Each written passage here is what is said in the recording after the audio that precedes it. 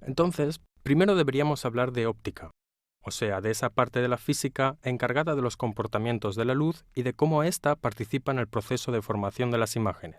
Ten en consideración que hasta que Galileo no hizo sus investigaciones sobre el catalejo, o sea, sobre un instrumento que le permitía ver objetos muy lejanos aumentándolos, en la cámara oscura nunca se habían introducido las lentes. Hasta aquel momento se seguía utilizando el sistema del agujero estenopeico. Ah, sí, me acuerdo de... Sí, hemos hablado de eso en la última lección. El agujero estenopeico, que si recuerdas generaba imágenes poco luminosas y que por lo tanto no eran adecuadas para crear imágenes fotográficas debido a la escasa luminosidad. Sí. Luego, con la introducción de una lente biconvexa, se obtuvo, digamos, el objetivo fotográfico, el que hoy en día seguimos utilizando para la formación de las imágenes.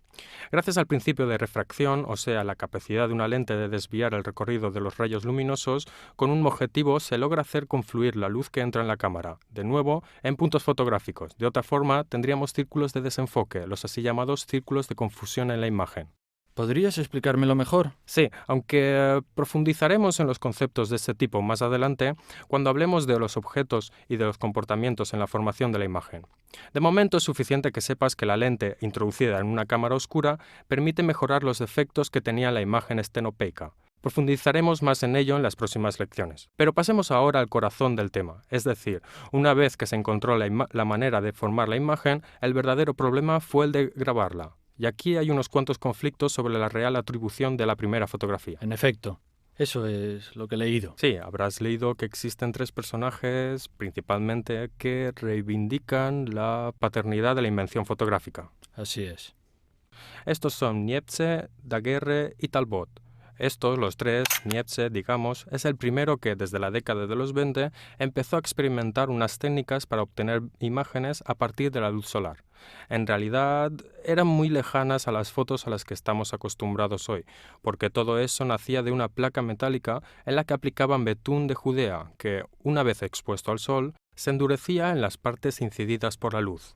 Luego rascaba las partes que permanecían blandas y conseguía así una imagen, digamos, parecida a la fotografía.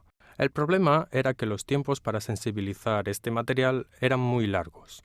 Se necesitaban exposiciones que podían llegar hasta 8 o 9 horas. Su primera fotografía es muy famosa, realizada de hecho en el patio de su casa, donde se ve que las sombras de los edificios completan el arco entero, porque la exposición duró todo un día y las sombras se movieron a lo largo del patio. Seguramente la viste. Sí, En todos es los cierto. manuales se reproduce esta imagen.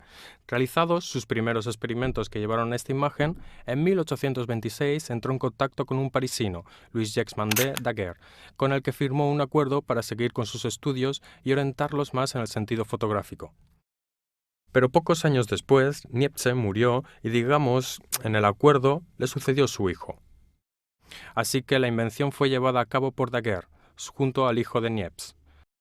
Hasta tal punto que a los pocos años, dado que el hijo había sido de poca ayuda, Daguerre pidió el derecho a llamar a esta nueva invención daguerrotipos, en cuanto su parte en el estudio de la evolución había prevalecido. Respecto al método utilizado por Niepce, hubo una evolución porque Daguerre, en cambio, utilizaba placas de plata, que eran sensibilizadas exponiéndolas a los vapores de yodo.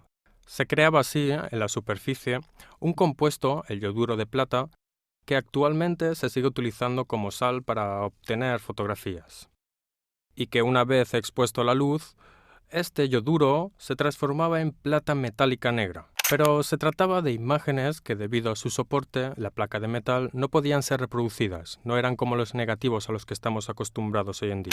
Eran piezas únicas y entre otras cosas, para ver las imágenes, había que ponerlas bajo la luz de un determinado ángulo para tener un efecto de autopositivo. El procedimiento fotográfico que más se acerca al que utilizamos actualmente, sin embargo, se atribuye a un inglés, Talbot, quien, cuando en 1931 Daguerre patentó su invención ante los académicos de París y la registró, una vez escuchada la noticia, sacó algunos experimentos suyos que incluso se remontaban a años atrás, pero que hasta aquel día nunca había publicado. Distintamente de Daguerre, él no utilizaba placas de metal, sino hojas de papel, que se desensibilizaban con una emulsión de sales de plata muy parecida a la que utilizamos ahora, y que producían imágenes directamente en negativo, un negativo de papel llamado calotipo. el cual permitía reproducir más copias de la misma imagen porque luego este negativo, puesto en contacto con otras hojas sensibilizadas y haciendo pasar la luz por transparencia, originaba una serie de positivos. Digamos que gracias a Talbot tuvo inicio la reproducibilidad de la fotografía. Ya no eran piezas únicas, sino imágenes que se podían utilizar en particular en las editoriales o bien para reproducir más copias. Pero una pregunta. Niepce murió. ¿Murió antes Sí. y entonces? ¿Pero cuánto? En tu opinión, ¿cuánto de todo este procedimiento se le puede atribuir? Pues quizá sin sus primeros experimentos no se habría llegado a la fotografía, aunque en realidad el procedimiento de Daguerre se aleja mucho, pero parte igualmente del principio fundamental de sensibilizar una placa de metal y exponerla a la luz, que Niepce había puesto en práctica por primera vez. Entonces hemos llegado a la fotografía tal como la conocemos hoy. Sí, estamos muy cerca. También ha habido otros pasajes en esta evolución. Antes que todo, se ha trabajado para mejorar los soportes. Así del negativo en papel pasamos a los negativos transparentes, antes placa de vidrio y luego película. Una evolución ulterior tuvo lugar en el formato de la película utilizada. Desde las cámaras de finales del siglo XIX, que exponían fotografías sobre grandes placas de película y que por tanto permitían una sola toma. Hemos pasado con Kodak, que introdujo las primeras cámaras que utilizaban películas en rollo o aparatos mucho más ágiles, puesto que permitían disparar más fotos en el mismo rollo sin sustituir la película cada vez. ¿Esas con una toma solo eran aquellas con el telón negro donde el flash explotaba? Sí, esas luego llegó la película en rollo, que permitía agilizar las operaciones y se dieron más pasos adelante para la búsqueda de aparatos cada vez más pequeños y cómodos para llevarlos encima. Un eslabón importante fue la introducción del formato 35 milímetros. ¿Por qué 35 y no 40, 50? ¿Por qué?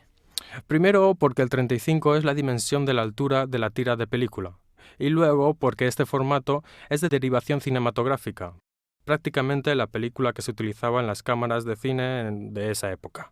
Se utilizó por primera vez en fotografía con la introducción de los aparatos Leica, que, aprovechando el sistema de arrastre de doble perforación de la película cinematográfica, de hecho, utilizaba un formato notablemente más pequeño de los utilizados en la época, pero más cómodo de llevar y más inmediato para fotografiar. Las Leicas son aparatos que tienen un sistema de enfoque de telémetro, y una evolución ulterior ocurrió en cambio con los aparatos de sistema reflex. Así que, ¿qué diferencia hay entre telémetro y reflex? Pues profundizaremos en estos temas más adelante. De momento es suficiente que sepas que son dos sistemas distintos para enfocar las imágenes, sobre todo cambia el modo de visión a través del visor de la cámara fotográfica. Con la reflex, que entre otras cosas fue inventada en Italia, con los primeros modelos de Rectaflex, se tiene una visión de la imagen que realmente nuestro objetivo está encuadrando, cosa que hasta entonces no era posible con las máquinas utilizadas con película en rollo. Lo entiendo. Bien. Luego, la evolución en orden temporal ha sido la fotografía digital, en que la película ha sustituido con un sensor CCD capaz de revelar la imagen. Pero esa ha sido una revolución que tiene más que ver con el sistema de grabación de la imagen. La cámara sigue siendo la misma que con el sistema reflex. De todas maneras, no te preocupes por estos aspectos porque los trataremos en profundidad en las próximas lecciones. Bien.